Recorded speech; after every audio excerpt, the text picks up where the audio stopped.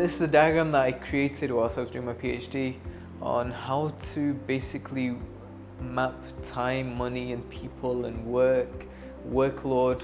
So what I realized was, as success increases, you have less and less free time. As your responsibilities increase, you have less and less free time. So the key is, if this is your initial capacity and your success is increasing, the thing is, you have two options. Either you increase your capacity, which you can do only up to a certain extent. Anything beyond your capacity, okay, you should, doing more than you should or can is not sustainable. So anything beyond that you should not do. So with time, as you become used to something, you'll expend less energy. So with time, your capacity will increase, but then there'll be extra things that will be outside your capacity. How does your capacity increase? Because like I said, when you keep doing something, it'll go from stressful to challenging to natural, and you expend less energy doing it, therefore it becomes easy.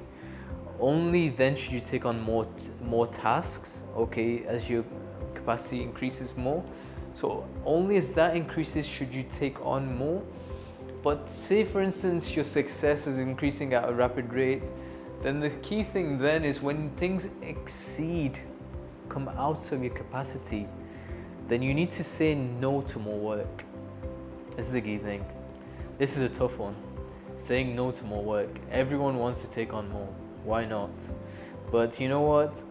Not always does it pay dividend to do more.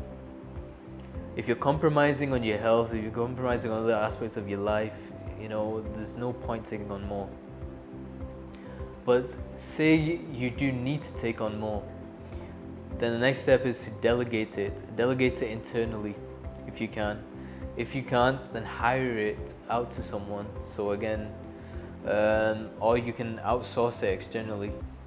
Okay, so hire someone to do it. So delegate it. So you delegate it internally, or hire someone internally to do it, or you can outsource it, because you must work within your capacity.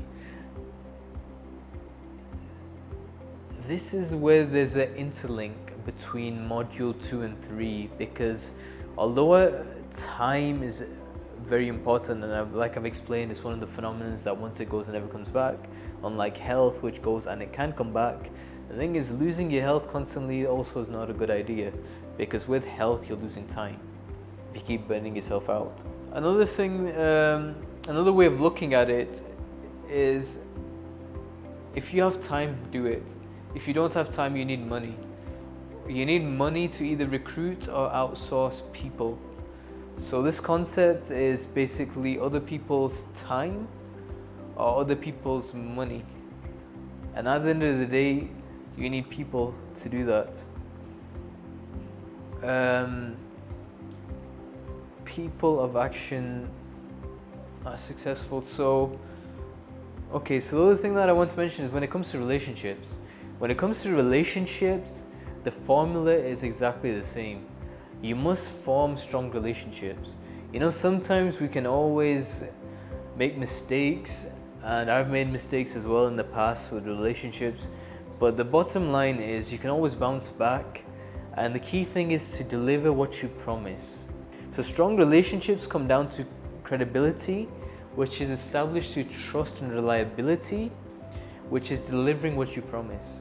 When you keep delivering what you promise, you establish a relationship of trust and reliability, and then credibility, and basically that's what leads to successful relationships. Another thing I want to add here is that work with action takers. Work with people of action, men of action. Rumi mentioned something profound, and this is essentially the secret to success. So I shared the divine formula for success, but again, this is something similar, very much the same as what I shared with you. So Rumi mentioned, be motivated like the falcon, hunt gloriously. Be magnificent as a leopard, fight to win. Spend less time with nightingales and peacocks. One is all talk, the other only color. So, like I said, so basically, just as just as a nightingale, makes a beautiful noise, and just as peacock, is beautiful in their own right, a falcon can make a high-pitched noise and is beautiful, and a leopard is beautiful and can roar, but rather they choose to remain silent and let their actions do the talking. And this is what Rumi is alluding to.